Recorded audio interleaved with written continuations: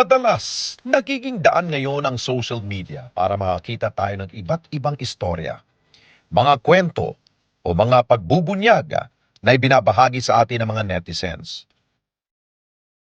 At isa sa mga kwentong ito, ang storya ni Tatay Ponyong. Nakilala natin siya dahil sa post ng social worker na si Sheila.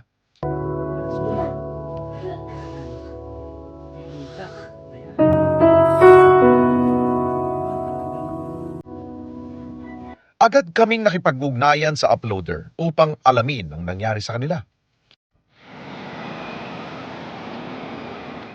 Dito sa San Mateo Rizal, naninirahan si Tatay Ponyong at ang kanyang asawa.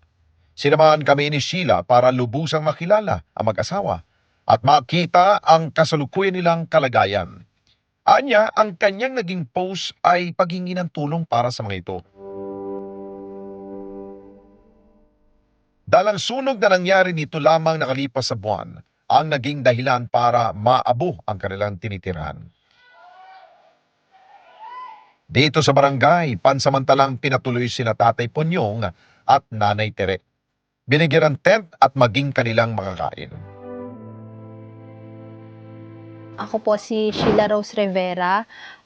Isa po akong NGO social worker sa Quezon City. Pangalawang encounter po namin ni Tatay, ni Lolo Panyo. Yung unang encounter po namin, yung unang beses po na na-hospital si Lola Tere, yung asawa niya. Bali, sa hospital po na yun, nandun din po ako nung time na yun. Tapos nakilala ko po si nanay. Nung time po yun na pumunta na si Tatay, inantay ko po siya. Tinulungan ko po siya sa dapat niyang gawin sa hospital, lalo na po sa mga dapat lapitan. Hindi lamang dahil sa kanyang trabaho bilang isang social worker, kaya naisipan ni Sheila na tulungan si Tatay Ponyong. Ngunit dahil na rin sa pag-aalaga niya sa mga magulang niyang senior citizen na at kapatid na isang person with disability. Nakapagpaabot po ako ng kaunting tulong. Pero hindi ko naman din po akalain na magkikita pa kami ulit ni Tatay, ni Lolo. Kaya yun, naisipan ko po na sa ganitong way, mag-post po ako sa social media, makatulong po ako kasi limitado lang din po yung kaya kong itulong. Kasi may side po na hindi po ako umaasa na may magtutulong kay Lolo. Pero pinag-pray ko po talaga yon. Sabi ko, gamitin man lang ako ng Lord para makapag-extend ng help kay Lolo. Kilala sa pangalang Ponyong, pero ito ang 70 anyos na si Epifanio. Walang anak, maliban sa kanyang asawa si Nanay Tere. Tanging ang alaga lamang nilang mga aso ang kasakasama nila. Dating driver si Tatay Ponyong at mula na magka-pandemya, pinili na lamang niyang magtinda ng balot para may pagkakitaan. At kung minsan, nagbubukas ang pinto sa isang convenience store para mamalimos. Ako si Epifanio Gisadio, may sapat na kulang. Nung hindi pa pandemic, lumalabas ako sa jeep, di naman talban. Natapat na sa renewal yung lisensya ko, hindi ako makarenew dahil ang mahal ng renewal, 2,000. Sapat yung pang-renew ko, nag-iipon ako talagang hindi sapat yung kita ng balot dahil yung pambalot, pangkain lang talaga. Ay 250. So, minsan 300, 250, 350, 110. Hindi ko nga nabibili yung iba, pasalit-salit. Dahil pagka binili ko ng abutin ng 120, ay wala na akong kakainin. Kaya ginagawa ko, alternate ang maintenance ng bili ng gamot.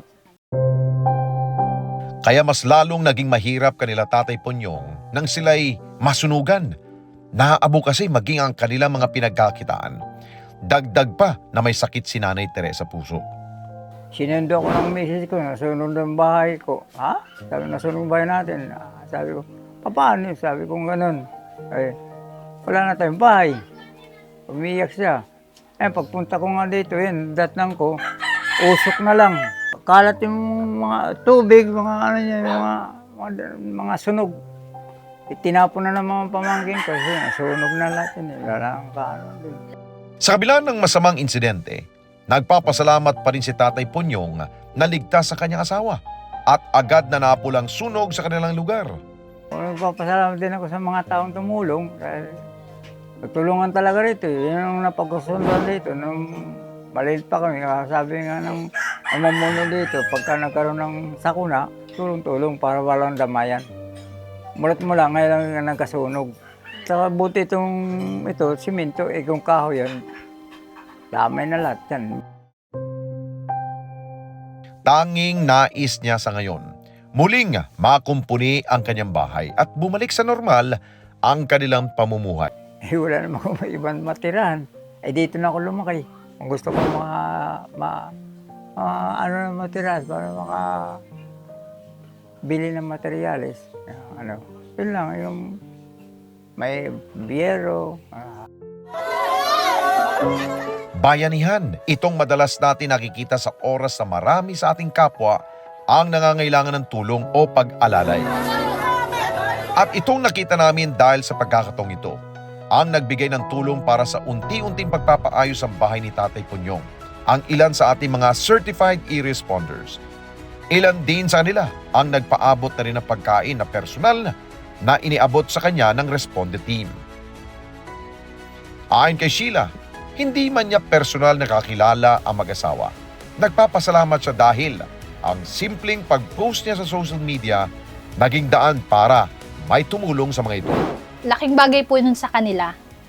Yung kahit hindi na po sa akin yung credit kahit kung sino pong tumulong. Basta matulungan lang po si Lolo. Kaya laking pasasalamat ko po na may nakaabot nung post ko sa Facebook. Yung pagtulong po natin, hindi lang po dapat umiikot sa ilang tao. Dapat meron po tayong malawak na pagkaintindi na hindi lang po sa isang sulok or saan na merong taong nangangailangan ng tulong. Kasi naranasan ko po na yung tutulong lang sa'yo kung sino lang yung kakilala. Pero laking bagay po na kagaya nyo, personally hindi po tayo magkakilala. Pero kayo po ang ginawang instrumento para matulungan po natin si Lolo. Kaya sa mga tao na may ganyang puso kagaya sa inyo, spread natin yung ganong gawain. Kasi yun yung mas kailangan ng mundo ngayon. Ilang beses na nating napatunayan na kapag ang bagong teknolohiya tulad ng social media na gamit sa tamang pamamaraan, magbubunga ito na magandang resulta. Resulta na alam nating makatutulong sa iba, lalo na sa higit na nangangailangan at kailangang respondihan.